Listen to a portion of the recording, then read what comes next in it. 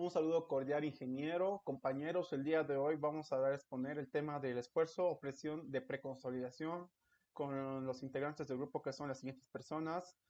Burgoa Milenka, Montaño Mérico, Moya Brian, Moya Nail, Ramírez Eri, Rivero Camila, Rocha Andrés, Romero Samuel y Torres Sergio. Vamos a empezar primeramente, ¿cuál es la definición de la presión de preconsolidación? Este se denomina como el esfuerzo efectivo pasado máximo a la cual ha estado sometido el suelo. Esta presión es considerada como el esfuerzo de fluencia del suelo. Como resultado de que hay una comparación entre la presión de preconsolidación y el esfuerzo efectivo inicial, pueden definirse en condiciones básicas que son fundamentales cuando se analiza el proceso de consolidación. Son dos condiciones importantes que son el suelo sobreconsolidado y el suelo normalmente consolidado. Para la condición normalmente consolidada, esta condición se presenta cuando el valor del esfuerzo de compresión máximo es igual al esfuerzo de valor del esfuerzo de compresión inicial. Eso significa que el esfuerzo efectivo presente es el esfuerzo efectivo máximo al que el suelo ha sido sometido en toda su historia geológica. Según Coduto, para que un suelo sea normalmente consolidado, los valores del esfuerzo inicial y el esfuerzo de compresión final deben ser iguales en un rango admisible del más menos 20%. Acá podemos ver la gráfica, que en el eje Y está la relación de vacíos y en el eje X está la presión en una escala logarítmica. Se puede apreciar la curva de consolidación y la curva de compresibilidad. Condición sobreconsolidada. Se define a la razón de sobreconsolidación un suelo depositado en la relación que existe entre el suelo del esfuerzo de compresión máximo y el esfuerzo efectivo inicial. Acá está la fórmula del OCR, que es el esfuerzo de compresión máximo sobre el esfuerzo de compresión inicial. Acá nos da un dato muy importante, que si la razón de sobreconsolidación es igual a 1, el suelo es normalmente consolidado. Acá de la misma manera se puede apreciar que la relación de vacíos, el eje Y la presión en el eje X, en una escala logarítmica, la curva virgen de compresibilidad y la curva de consolidación de laboratorio, la pendiente, y esos son algunos parámetros que puede determinar la gráfica. ¿Por qué es importante la presión de preconsolidación? Porque separa las deformaciones elásticas y reversibles de las deformaciones inelásticas y solo parcialmente reversibles. También puede marcar el punto de partida de una alta compresibilidad. Esto se puede ver de una manera gráfica con, con las condiciones que se presenta el suelo que se va a analizar. La tensión de preconsolidación ayuda a determinar también la presión de sobrecarga más grande que se puede ejercer en el suelo sin cambiar el volumen irrecuperablemente ubicado. La curva odométrica del laboratorio y de campo de una muestra de suelo sobreconsolidada. Acá podemos ver la gráfica. Aquí está el índice de vacíos, la presión o el esfuerzo. Aquí podemos ver los parámetros característicos, el esfuerzo inicial, el esfuerzo de preconsolidación, el índice de vacíos, el índice de compresión, el índice de hinchamiento. Aquí podemos ver la curva de descarga, los datos de ensayos de consolidación, el punto máximo de la curvatura. Podemos ver también el índice de presión, la rama de compresión nodal, y estos son los puntos más importantes que nos importan a nosotros, que a partir de este punto podemos ver cuándo va a ser una deformación elástica, una deformación inelástica. El comportamiento elástico y plástico a partir de la presión de preconsolidación. Si el esfuerzo efectivo inducido por la carga no sobrepasa el esfuerzo efectivo pasado, este se denomina condición sobreconsolidada. Los asentamientos producidos serán relativamente pequeños, es decir, que no va a haber mucho movimiento de suelo cuando se asiente alguna fundación o cualquier edificación o cualquier cimiento. En cambio, si el esfuerzo inducido sobrepasa el esfuerzo máximo, es decir, el esfuerzo máximo de compresión en condiciones normalmente consideradas, los asentamientos producidos serán permanentes. Se deduce que el esfuerzo de preconsolidación o esfuerzo efectivo pasado máximo define el límite elástico del comportamiento del suelo. Es así que Para condiciones sobreconsolidadas, el suelo tiene comportamiento elástico, mientras que para condiciones normalmente consolidadas, el suelo adquiere un comportamiento elastoplástico. Muchas gracias. Mi compañero va a continuar con la exposición. Continuando con la exposición, vamos a hablar un poco del comportamiento elástico y plástico a partir de la preconsolidación. Como ya sabemos, la deformación elástica se da cuando existe una deformación y éste vuelve a sus condiciones iniciales. O sea, podríamos decir que una deformación bastante pequeña. O cuando es una deformación bastante grande y el terreno no puede volver a su estado original, que sería el caso de la plástico, ¿verdad? Ahora, si el esfuerzo efectivo inducido por la carga no sobrepasa el esfuerzo efectivo máximo en condiciones de sobreconsolidación, los asentamientos producidos serán relativamente pequeños y, como ya decía anteriormente, sería un comportamiento elástico. En cambio, si este esfuerzo fuera mucho mayor y sobrepasara al esfuerzo máximo, ya no volvería a su condición original y los asentamientos serían producidos de manera permanente. Se deduce también que el esfuerzo de preconsolidación o esfuerzo efectivo pasado máximo define el límite elástico del comportamiento del suelo. Para condiciones sobreconsolidadas, el suelo tiene un comportamiento elástico, mientras que por lo general para condiciones consolidadas el suelo adquiere un comportamiento plástico. Las presiones de preconsolidación son un parámetro que se utilizan para determinar el comportamiento elástico y plástico del suelo. Como podemos observar acá, tenemos nuestra curva de preconsolidación y nuestra curva de consolidación primaria. Y justo en medio de esta está el límite de la deformación elástica y la deformación plástica. El comportamiento elástico del suelo es capaz de recuperar su forma original una vez que se retira la carga aplicada.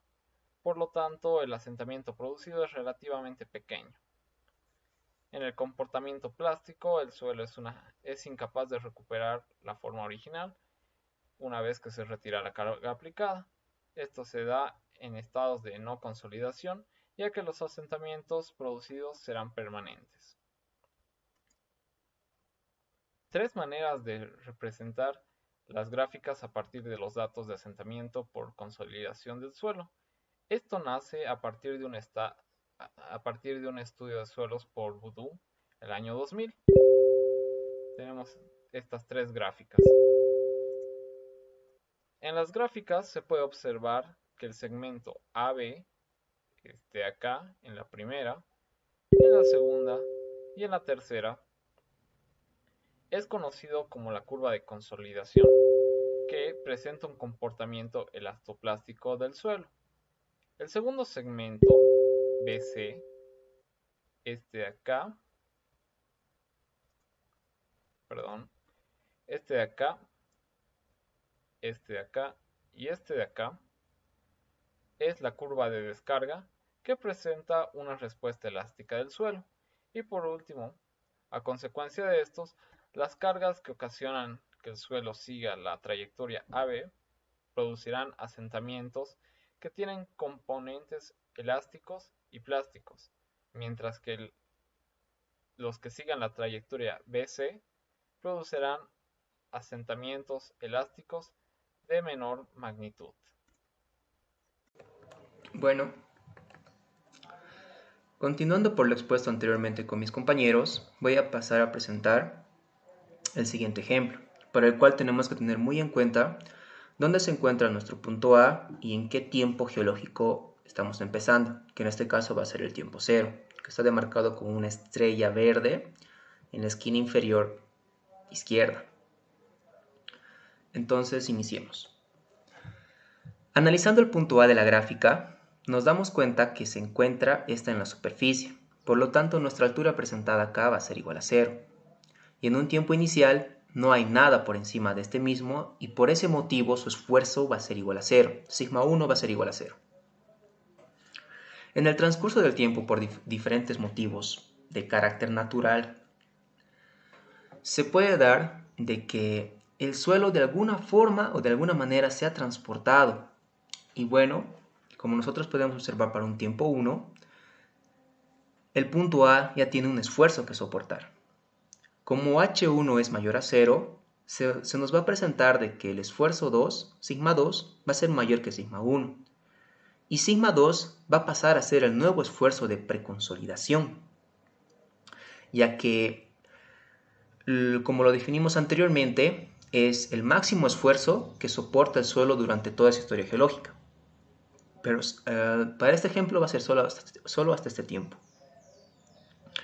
Como nuestro esfuerzo sigma 2 va a ser igual al esfuerzo de preconsolidación, nos va a presentar entonces un suelo de característica normalmente consolidado. Posteriormente, para un tiempo 2, la capa de tierra ha sido transportada o compactada quizás de manera natural y disminuyó hasta una altura H3. Como nosotros podemos observar, nuestro sigma 2 va a seguir siendo mayor que sigma 3. Por este motivo, sigma 3 no puede ser el nuevo esfuerzo de preconsolidación porque no es el máximo en su historia geológica. Como sigma 2, que es el esfuerzo de preconsolidación, sigue siendo mayor a sigma 3, nos va a presentar un OCR, un suelo de características en estado de sobreconsolidación. Posteriormente, para un tiempo 3, se da el caso de que pudo haber venido un desborde de ríos y nos dejó mayor cantidad de suelos, donde la altura 2 para el tiempo 3 va a ser mayor a H1 y H3. Y entonces tenemos un esfuerzo mayor o incluso mayor a los otros 4 esfuerzos, donde sigma 4 va a ser mayor al esfuerzo de preconsolidación presentado anteriormente. Por lo tanto, sigma 4 va a pasar a ser nuestro nuevo esfuerzo de preconsolidación. Teniendo en cuenta todo esto, como sigma 4 o el esfuerzo presentado en el tiempo 3 es igual al esfuerzo de preconsolidación, nos indica esto que es un suelo normalmente consolidado. Entonces, hacemos la siguiente verificación. Recordemos que el OCR es la razón de sobreconsolidación y el OCR es igual al esfuerzo de preconsolidación dividido entre el esfuerzo efectivo natural o inicial en ese punto. Como nuestro OCR cuando nuestro OCR nos marca que es igual a 1, nos indica que es un suelo normalmente consolidado. Y si el OCR es menor a 2 pero mayor a 1, nos indica que va a ser un suelo ligeramente sobreconsolidado. Pero si el OCR va a ser mayor a 2, nos indica que va a ser un suelo sobreconsolidado. Volviendo al ejemplo anterior para que se entienda un poco mejor, para un tiempo 2, nosotros vamos a tener lo siguiente, que como nuestra altura 1 sigue siendo mayor que nuestra altura 3, sigma 2 va a pasar a ser mayor que sigma 3. Por lo tanto, el esfuerzo de preconsolidación es igual a sigma 2 y sigma 3 se mantiene como el esfuerzo efectivo natural. Por lo tanto, realizando la fórmula expuesta anteriormente, nuestro OCR va a ser mayor que 2. Asumimos ese dato y nos presenta un suelo sobreconsolidado. Para el tiempo 3, nosotros vamos a observar de que sigma 4 es mayor que sigma 2. Entonces, sigma 4 pasa a ser nuestro esfuerzo, a ser nuestro nuevo esfuerzo de preconsolidación.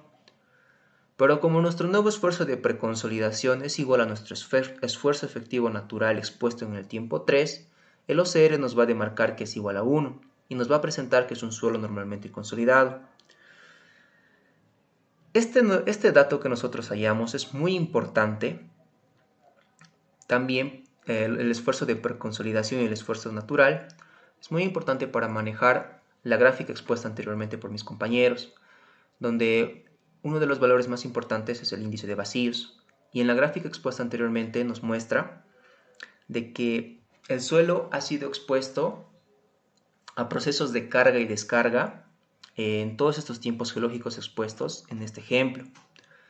Y bueno, espero que se haya podido entender de la mejor manera y agradecer muchísimo la atención prestada por ustedes. Muchas gracias.